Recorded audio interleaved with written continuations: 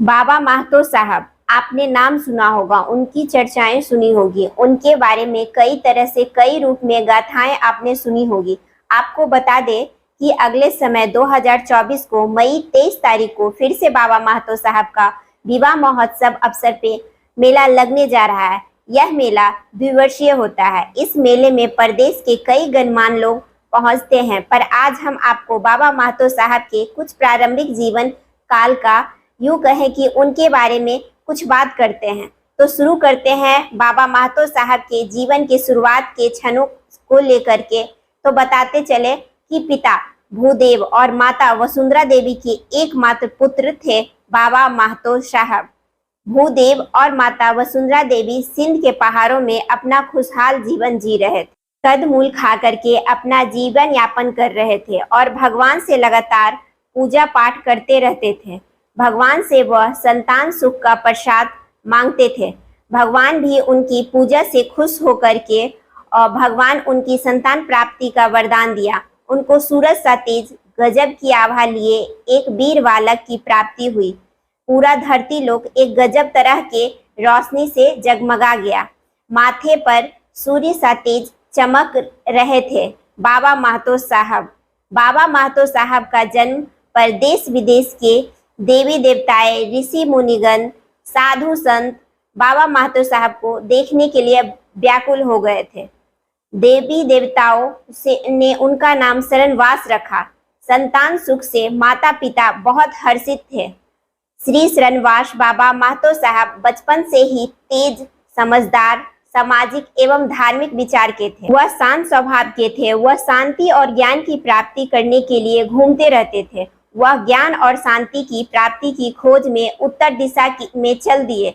चलते चलते वह वर्तमान में बिहार पहुंचे, जहां घना जंगल था। एक तिल्हा उच्च स्थान था जिसके उत्तर में धनायन और पश्चिमी में सकरी नदी बहती थी। उसी स्थान पे बाबा रुकते हैं और घने जंगल झाड़ को साफ करके एक कुटिया बनाते हैं। उस कुटिया का नाम प्रणव रखते हैं। बाबा यहाँ 12 साल कर्मी का साग खा करके तपस्या किए और सिद्ध की प्राप्ति किए। वह अपनी शक्ति से जनमानस की मदद किया करते थे। धीरे धीरे कुटिया के आसपास लोग रहने लगे और आगे चल के यह परिणामा धाम नगर में बस गया। बाबा के आध्यात्मिक के किस्से चारों ओर चारी दिशा में फैलने लगे। तो साहब को बाबा सिंधवास के नाम से भी जानते हैं, क्योंकि उनका जन्म सिंध प्रदेश में हुआ था।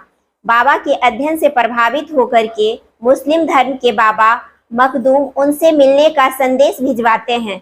बाबा मखदूम बाघ की सवारी करके उनसे मिलने पहुंचते हैं।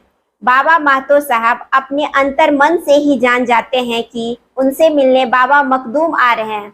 बाबा उस समय मिट्टी के दीवार पे बैठ के सन का सूत बना रहे थे। उन्होंने मिट्टी के दीवार को आदेश दिया, चल चल रे दीवार, और चमत्कार हुआ। दीवार फट के चलने लगी।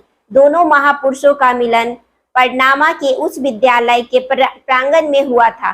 दोनों महापुरुषों ने फिर से अच्छे दोस्ती हो गई और बाबा साहब सभी धर्मों को एक समान मानते थे। जाते जाते बाबा मखदूम ने बाबा माहतो को बिहार शरीफ आने का आमंत्रण दिया। बाबा माहतो साहब भाईचारे के प्रचारक थे। आगे बता दें आपको आगामी 23 मई 2024 बाबा माहतो साहब की शादी का महोत्सव मनाया जा रहा है।